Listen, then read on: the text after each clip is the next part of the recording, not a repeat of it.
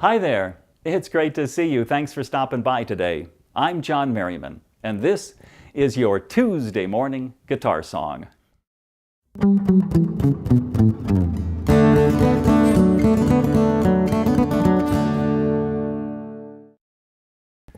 John Denver. He was the messenger of hope and optimism through the 1970s. He sang and he celebrated universal themes like the beauty and wonder of nature, the purity of love, and the simple joys of having friends and family. His were not complicated songs. He did not overthink them. John simply opened his heart and music came out. He was also a highly polarizing figure back then. You either loved him or you hated him. The rock and music press of the day took every chance they could find to attack him for being silly and foolish. When his songs started going up the country music chart, the Nashville establishment attacked him as being a country hippie wannabe, as being a fake and being in the wrong place. He also received many death threats through his career. John Denver's life asks the eternal question, can innocence survive in this crazy world in which we live? He was born Henry John Duchendorf, New Year's Eve, 1943. He was an Air Force brat. His father was a highly celebrated Air Force pilot who set many speed records in Air Force jets back then. They moved constantly from Air Force Base to Air Force Base when he was young, and John never had a sense of home or place when he was growing up. He had very little relationship with his father, who was always gone. And when he was in high school, he actually ran away from home. They went and found him and they brought him back. But ever since then, John always seemed to be searching and longing and pining for that idealized sense of home and place that he never had when he was a child. He was lonely, he was shy, his guitar was his best friend, music was his constant companion, and he used singing and guitar to bridge social relationships. When his father was stationed in Houston, Texas, John graduated from high school, and he went on to enroll in Texas Tech University. He wanted to study architecture. Well, he lasted about 3 years, and then pretty much he ran away again, much to the chagrin of his parents who couldn't do much about it by then.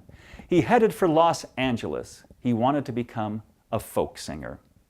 He billed himself as Little Johnny Duchendorf. That's quite a name. And he performed wherever and whenever he could. He finally got a little gig at a place called Ledbetter's. That was a small folk club. It was run by a man named Randy Sparks, and he was very influential in the folk scene back then because he was a founding member of the New Christy Minstrels, a very popular folk group. Well, he offered John a regular gig under one condition, that he change his name. Little Johnny Duchendorf was just too big for the marquee, so Little Johnny right then became John Denver. He shortened it, nice short name. Now, I've never found any reference or proof that he actually visited Denver before he changed his name, but of course he totally embraced Colorado as his home state later in life.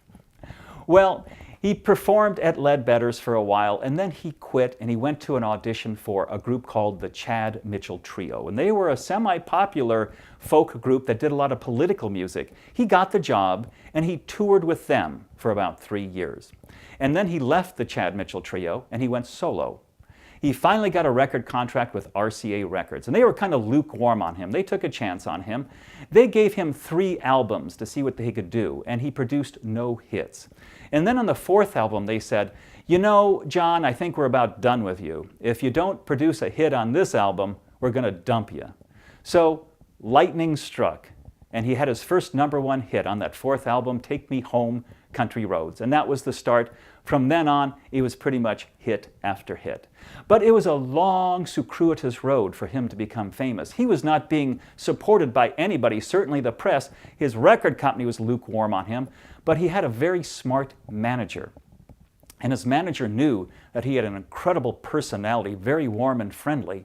So his manager booked him on every TV show that would have him, here in America and in Britain. He knew that if John could just get in front of the public and form a relationship, one-on-one with people that he would win America over, and that's exactly what happened. They circumvented and went around the music establishment and the intellectual elite. They went right to the people. John was a populist entertainer, and that's what made him famous. Not totally unlike a YouTube performer today that goes right to the public. Well, in 1980, his star kind of faded, and he started working tirelessly for his charitable, his political, and his environmental causes.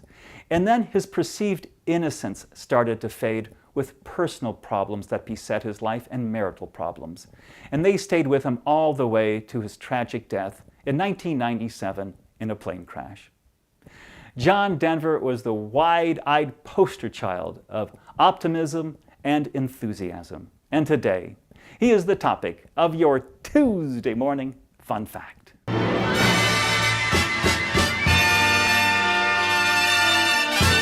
Here's your Tuesday morning fun fact. John Denver's road to stardom was a long one indeed. When he left the Chad Mitchell Trio, he really didn't know what he was going to do. He had no plans. He just wanted to become a soloist somehow. Well, anyway, here's what he tried. He took $5,000. That was all the money he had in the world at the time. He recorded a record album of his original songs. He pressed 250 copies. And he proceeded to give them away to friends as Christmas presents. Among them was the famous folk trio Peter, Paul, and Mary, who he had socialized with. Well, they listened to it, and there was a song on there they really liked. It was called Babe, I Hate to Go. They recorded that song, and it became a hit. Not only became a hit, it became a #1 song for Peter, Paul, and Mary. Overnight, John Denver was the songwriter of a #1 song. He didn't record it, but he did write it. That gave him the confidence and the street creds to go to RCA Records and say, hey, I just wrote a #1 hit song. You should give me a record contract. Well, they agreed, and they took a chance on him. And that's how he got his contract with RCA Records. Oh yes, and Peter, Paul, and Mary changed the name of the song to Leaving on a Jet Plane. And there's your Tuesday morning fun fact. Let's go back to 1972, John Denver's first hit. Please don't go away. I'll be right back.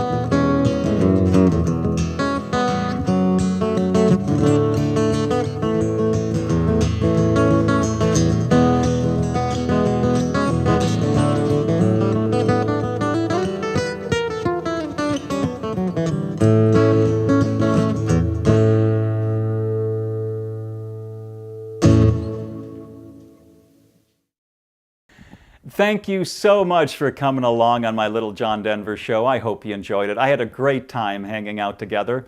If you have a second, please like the show on Facebook or like the page. Share it on your social media if the Spirit moves you, or send it to a John Denver fan that you know. Please come back and see me next week. And remember, you're never ready for your day without a song in your heart. Bye now.